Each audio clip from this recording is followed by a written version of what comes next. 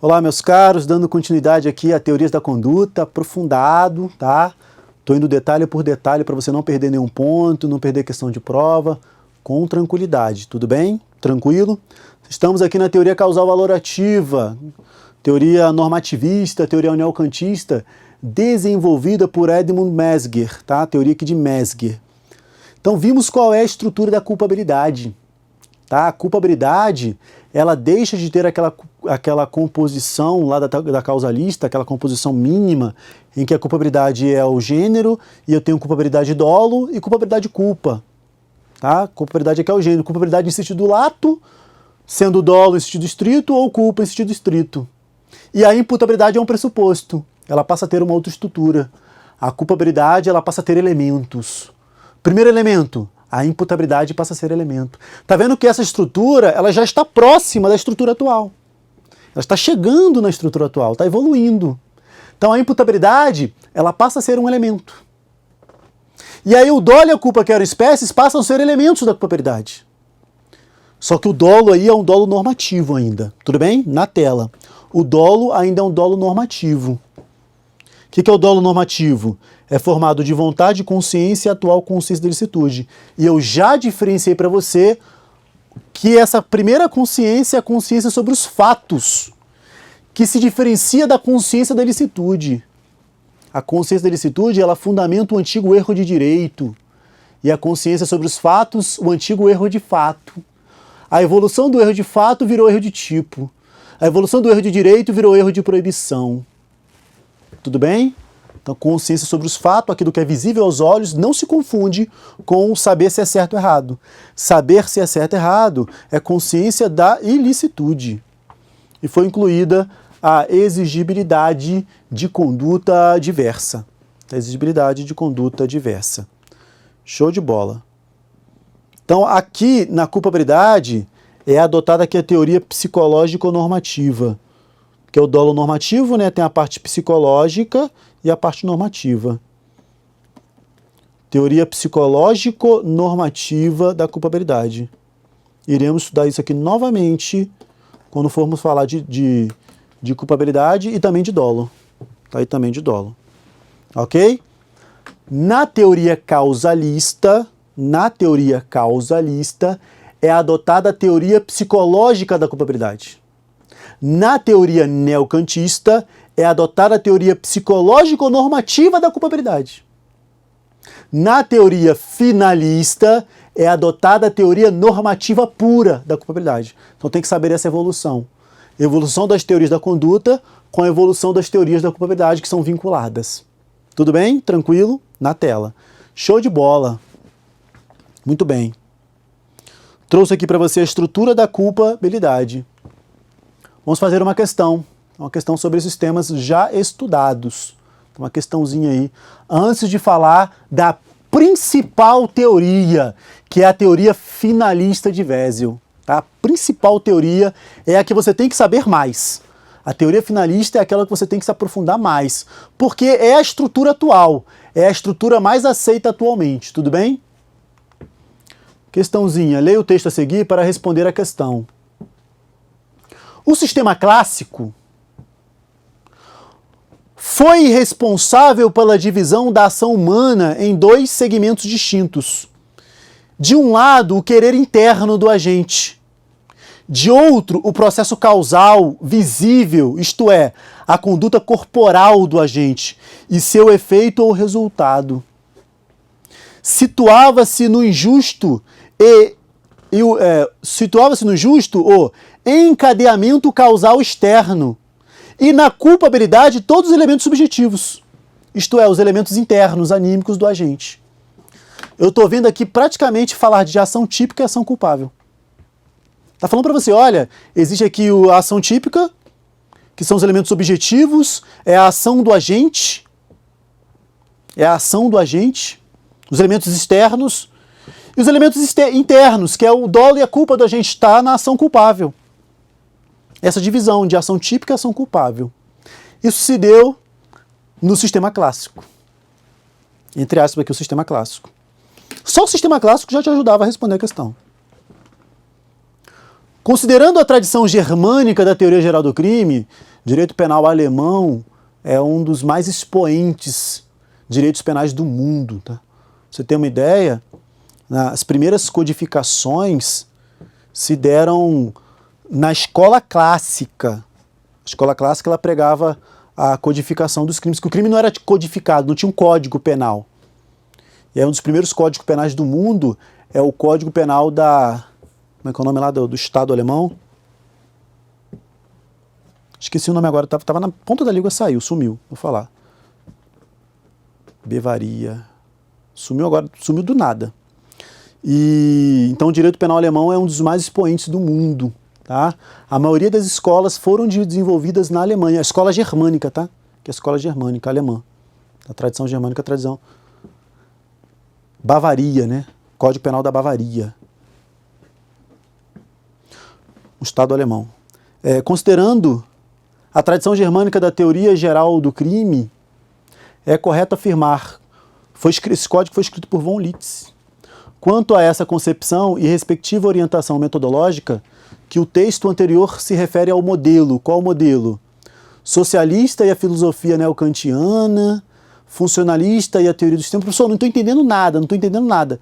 Causalista e ao positivismo naturalista, nosso gabarito. Finalista e... Não precisa saber, tem que saber a sua resposta. É causalista. Também chamada de positivo naturalista, tá? Não falei do positivo ali. Tá? Não falei do positivo. Ok?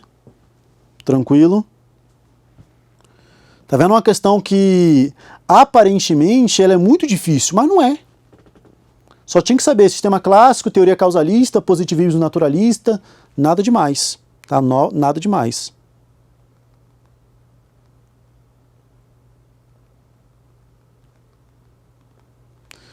Vamos adiante. Puxando aqui uma informação importante.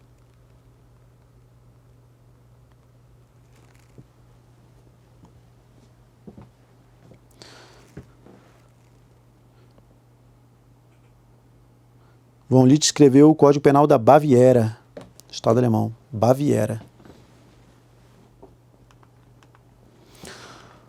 Próxima teoria, agora sim, teoria finalista de Hans Wesel, 1932. Teoria finalista. Wesel, ao estudar a estrutura do crime, ele propõe uma grande modificação na estrutura do crime. Uma grande modificação. A grande ideia de Wesel foi a seguinte, que é adotada até hoje. A grande ideia dele foi a seguinte, olha, quando eu olho para uma conduta humana, quando o homem pratica uma conduta, não tem como, é impossível dissociar, separar essa conduta da finalidade pela qual ele está praticando a conduta. Então, o ser humano, com todos os movimentos que ele pratica, o que ele faz, é dotado de um fim, de uma finalidade. Então, a conduta não pode ser trabalhada somente como um elemento mecânico. Ela tem que ser uma conduta livre, uma conduta consciente, melhor dizendo, com uma finalidade. O agente a pratica com uma finalidade. Então, essa finalidade incita a conduta humana, ela, na verdade, é trazer o dolo e a culpa para dentro da conduta. Assim, ó, toda conduta ela é dotada de uma finalidade. O agente pratica a conduta com uma finalidade. Então, quando o Wesel fala disso, que ele traz a seguinte ideia, que é aceita pelo mundo inteiro, o que ele modifica, a grande modificação na estrutura do crime? A grande modificação é dizer que dolo ou culpa estão dentro da conduta. Olha a grande modificação na teoria da conduta. Conduta é a ação ou omissão, ou seja, o comportamento humano dotado de uma finalidade, com uma vontade, com uma consciência. Logo, o agente, se ele busca um fim ilícito, é crime doloso, consumado ou tentado. Se ele busca um fim lícito, mas por erro ali, por como eu sempre digo, deu ruim, por uma quebra de um dever objetivo de cuidado, sai um crime, ele buscando um fim ilícito, é um crime culposo. Então, o que a grande modificação de Wesel? Trazer dolo e culpa da culpabilidade para dentro da conduta. Tudo bem? Tranquilo? Essa é a grande modificação na teoria finalista, que é a principal teoria adotada até hoje. Perfeito? Na tela. Na tela para eu colocar essa movimentação aí para você. Tá? Como é que se deu essa movimentação do dolo? Dolo e culpa, na verdade, né? Na estrutura do crime. Então, é o seguinte, ó. Fato típico mais ilícito mais culpável. Então, a culpabilidade era formada de imputabilidade, imputabilidade,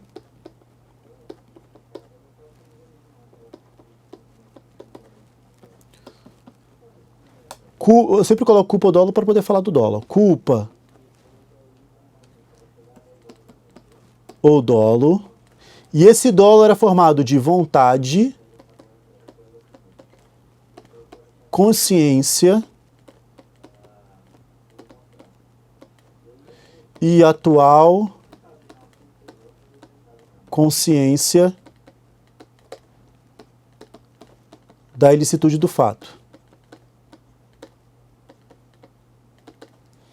E também formado de exigibilidade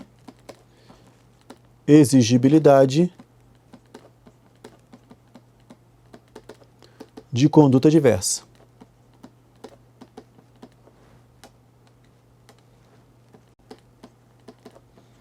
Ok? Essa aqui é a estrutura anterior.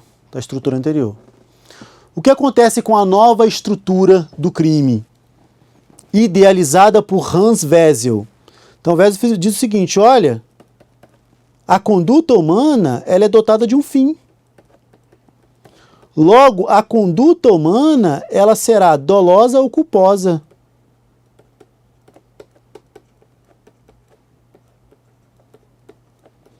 Então, a conduta humana será dolosa ou culposa. Porque a conduta humana é voltada de finalidade. Não tem como dissociar isso. Então, olha só. Culpa e dolo, que eram elementos da culpabilidade, eles são migrados para dentro da conduta.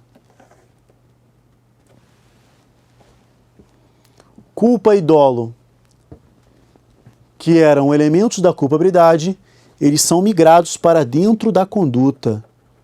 Como é o diferente aqui, eu vou colocar em azul para você, ó. Dolo ou culpa. Ok? Não acabou ainda. Tem pontos interessantes aqui ainda. Além disso, a estrutura do crime continua com o ilícito ou antijurídico mais culpável. Como é que se dá a estrutura da culpabilidade na teoria finalista? Vamos lá. Ela é formada por imputabilidade.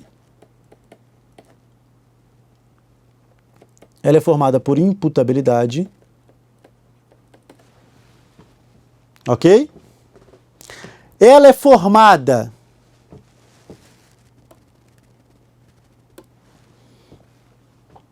o dolo e a culpa foram para a conduta, mas esse elemento aqui, ó, a atual consciência da ilicitude, ele continua na culpabilidade.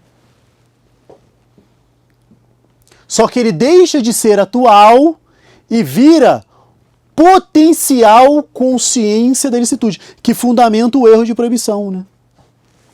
Ele vira potencial consciência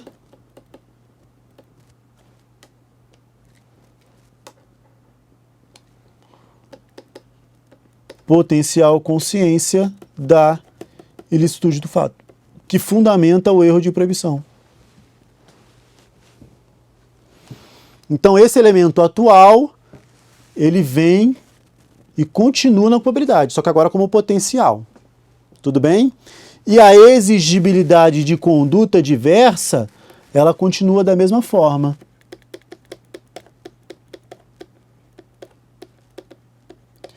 A exigibilidade de conduta diversa, ela continua sem modificação. Professor, então aquele elemento lá, atual consciência da ilicitude, ele continua na culpabilidade, mas só que agora como potencial consciência da ilicitude. Então, eu posso dizer que o dolo que foi para a conduta, ele foi alterado. Ele perdeu elementos, sim. O dolo que foi para a conduta, ele foi somente com os elementos vontade e consciência.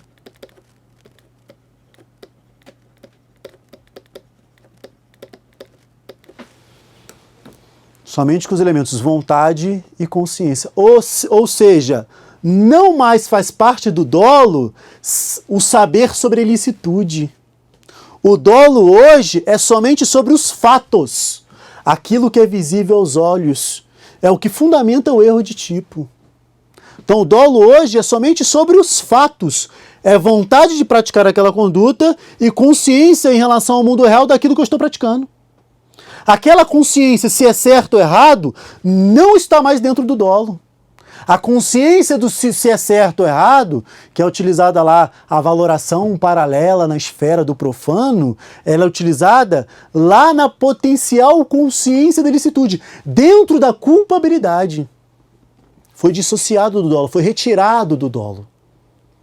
O dolo que tinha essa, antigamente, atual consciência da ilicitude, era um dolo que tinha algo sobre a norma penal, sobre o certo e errado, é o que a norma manda. A norma penal o que diz que é certo e errado. Então o dolo antigo, ele sabia, tinha dentro dele o que era certo e errado. Tinha norma, ele era dotado de normatividade. Era o dolo normativo. Tudo bem? Na tela. Show de bola. Esse dolo aqui é o dolo normativo. Então, os dolos anteriores à teoria finalista é dolo normativo. Que tem ali um conhecer sobre a norma, um saber sobre o certo e errado. O dolo da teoria finalista é um dolo que não tem o saber sobre o certo e errado, somente sobre o mundo natural, somente sobre o mundo dos fatos. É chamado de dolo natural. Tudo bem? Na tela. Esse dolo da teoria finalista é chamado de dolo natural.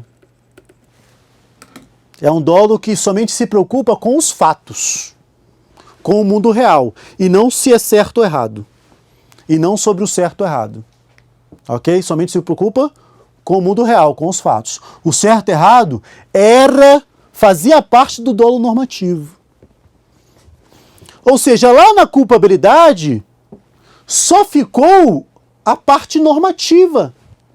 Saiu a parte psicológica do dolo. Teoria causalista. Teoria causalista é adotada na culpabilidade a teoria psicológica da culpabilidade. Teoria neocantista. Teoria neocantista é adotada a teoria psicológico-normativa da culpabilidade. Teoria finalista de Hans Wesel. Na culpabilidade é adotada a teoria normativa pura. Teoria normativa pura. Porque a parte psicológica é afastada, vai para dentro da conduta. Tudo bem? Então viajamos aí entre as teorias psicológica, psicológico-normativa e normativa pura. E teorias da conduta, teoria clássica ou teoria causal naturalista ou mecanicista, teoria neocantista ou causal valorativa e teoria finalista de Hans Wesel. Você aprendeu os nomes das teorias, você aprendeu os principais autores. Calma que você não aprendeu todos os autores ainda. Vai aprender outros ainda. Klaus Roxin ou Klaus Roxan, Gunther Jacobs. Calma, isso aí é aprofundamento, tá bom? O principal está aqui. O principal é isso aqui. É saber essa modificação aqui do dolo. É isso aqui que é o que mais cai em prova. Tá? Isso aqui é o que mais cai em prova. Tudo bem? As demais iremos estudar em apartado, em separado. Tá bom? Tranquilo? Na tela. Teoria finalista de Hans Wessel. É o nosso Código Penal, com a alteração trazida pela Lei 7.209 de 84, ele é finalista. Tá? Então, Lei 7.209 de 84, ou seja, Código Penal, ele é finalista. Código Penal atualmente apregoa a doutrina majoritária que ele é um código finalista. Código Penal Militar é um código causalista. Código Penal de 67 é um código causalista. Ok? Tranquilo? Embora existam outras teorias, tá? Que eu irei estudar separado contigo. Principalmente, anote, teoria social da ação e as teorias funcionalistas. Teoria social e teorias funcionalistas são as principais. Principalmente as funcionalistas. Tá? Principalmente as funcionalistas. Show de bola, show de bola. Então você aprendeu a diferença entre dolo normativo e dolo natural. E tem um outro pontinho aqui interessante. Dolo normativo tem algo a mais, né? O dolo normativo ali ele tem algo a mais, o saber sobre ilicitude. É um dolo em que eu verifico se a pessoa sabe se é certo ou errado. É a verificação da verdadeira consciência dela. Se ela se arrepende, se não arrepende. É o verdadeiro elemento humano aí. Porque saber sobre os fatos é uma coisa. Agora, saber se é certo ou errado demanda um elemento cognitivo maior. O verdadeiro homem, ele demanda dele um conhecimento cognitivo maior. É o saber sobre o certo e errado. É a racionalidade. É o que diferencia dos animais. Então tem algo a mais aqui no dolo normativo. É o que dá verdadeiro sentido ao mundo. Por isso, já caiu em prova, o dolo normativo é chamado de dolo colorido. Dolo normativo, também chamado de dolo colorido. Na tela, para anotar aqui. Dolo normativo ou colorido.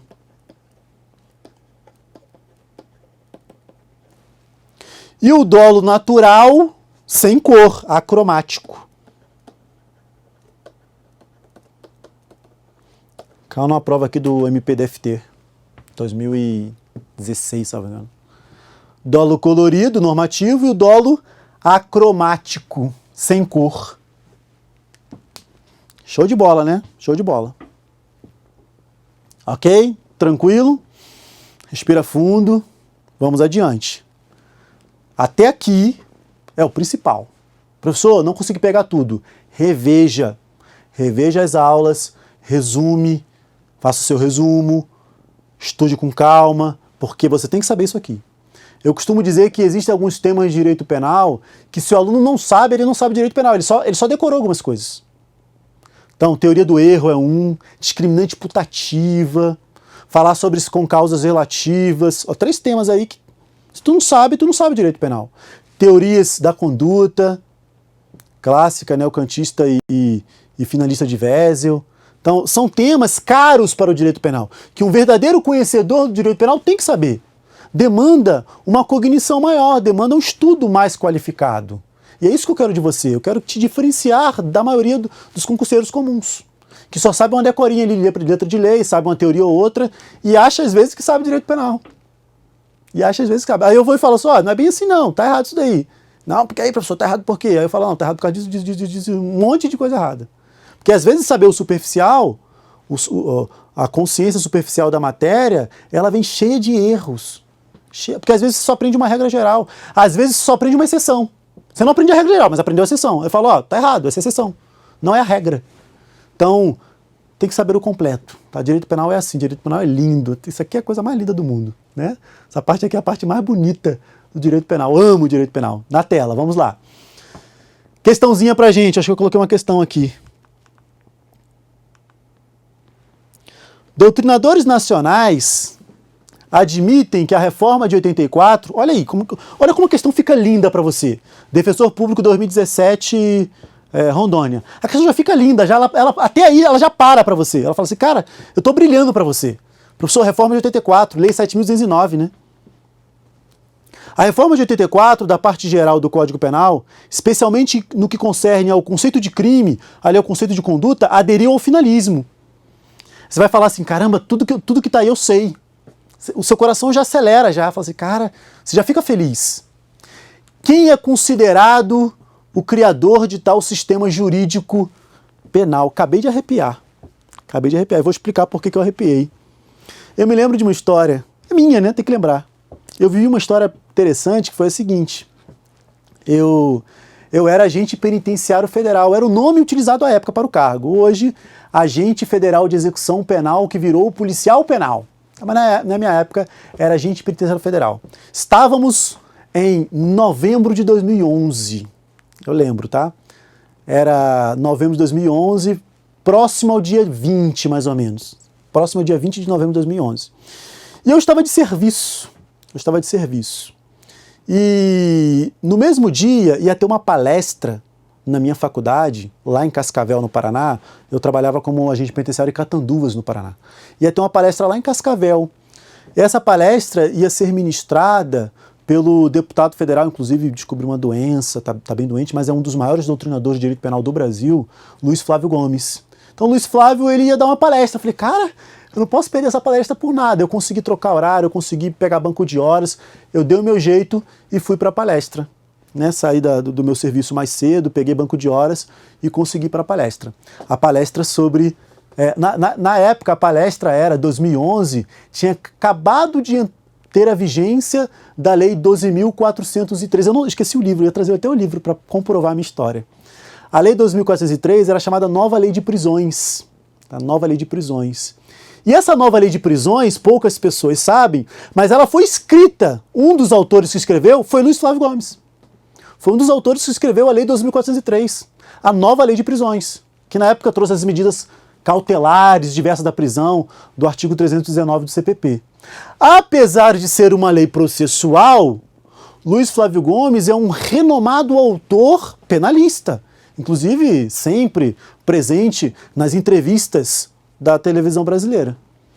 E eu estava estudando, começando a estudar, eu estava no 4º período da faculdade, começando a estudar para delegado. Falei, não, vou estudar para delegado. E eu tinha uma prova na semana seguinte, que era a prova de delegado de Minas. E aí vou para a palestra dele. Falei, não posso perder a palestra. Estava eu lá na palestra, tinha mais ou menos umas 800, estava lotado o auditório, umas 800 pessoas. A cidade inteira parou, assim, da área jurídica para ver a palestra, né, para ouvir a palestra dele. E ele fala meio rápido, assim, você tem que prestar muita atenção. Falei, caraca, tô perdido aqui. E ele fala rápido e tal. Então, na palestra, tinha os professores de faculdade, tinha juiz, promotor, defensor, advogado, tinha tudo. E eu lá, né, o pintinho. Eu era o pintinho ali, estudante de direito do 4º período. Né, achando que sabia direito penal. Já tinha lido um livro de Rogério Greco, todinho, porque eu ia fazer a prova para delegado de Minas. Falei, não, vou ler um livro aqui de Rogério Greco. Então estava iniciando os meus estudos de direito penal. E aí vem aquele momento lindo, né? E aí, no final da palestra, ele leva os livros, uns livrinhos dele, sobre a Lei 12.403, a nova lei de prisões. Um livro sobre as medidas cautelares diversas da prisão. E ele começa a fazer perguntas. E eu lembro que uma das perguntas dele foi nem de direito. Uma das perguntas foi sobre o QR Code. Para quem conhecia o QR Code. Eu nem sabia o que era o QR Code na época. Ele mostra lá e fala, o que é isso aqui? Aí, QR Code. Eu falei, QR Code? Nossa, não faço nem ideia. Era o início do QR Code. Ele já estava lá falando sobre o QR Code. E ele fez uma pergunta de penal. E ele falou rápido, mas sabe quando você ouve aquele negócio assim? Em menos de segundo eu respondi. Aí ele falou, quem é o pai do finalismo penal? Eu, Hans Wessel. Na hora eu levantei e já respondi na lata. Tinha pessoas que tinham passado para delegado. Eu respondi tão rápido que não deu nem tempo dos outros pensar. Falei assim, não, eu vou acertar. Na hora que ele ia fazer a pergunta, eu me preparei para responder. Quando ele fez a pergunta, eu respondi tão rápido que não deu nem tempo de juiz, promotor. Eu era estudante de direito, pintinho lá, e eu ganhei o livro dele. Aí por isso que eu arrepio, né? Autografado. Qual era a resposta? Pai do finalismo direito penal, Hans Wessel. Vou esquecer? Nunca mais. É a questão da prova, caiu em 2017, tá? Foi lá em 2011, né? Quem é o criador de tal sistema jurídico penal? Quem é o pai, como diz lá o... Vou até imitar aqui o Luiz Flávio Gomes. Quem é o pai do finalismo penal? O pai do finalismo direito penal? Hans Wessel. Ok? Não tinha como, letra A, não tinha como eu errar essa questão. Menos de um segundo eu respondi para poder pegar. Aquele livro era meu, né? Estava escrito. Klaus Oxan aí é teoria funcionalista moderada. Von Litz é da teoria causalista, né? Causal naturalista. Gunther Jacobs, teoria funcionalista radical, que estudaremos, tá bom? E César Beccaria é do sistema clássico, teoria criminológica, tá bom? Tá fora aqui do conceito de crime. Letra A. Tinha como errar? Não tinha como errar. Ok? Em 2011 não errei, em 2017 você não errou, e na sua prova você também não errará. Com isso eu fecho aqui o bloco, fechamento aqui da teoria finalista de Hans Wesel, e as demais teorias você verá em apartado. Espero você na continuidade, tá bom? Tchau, tchau.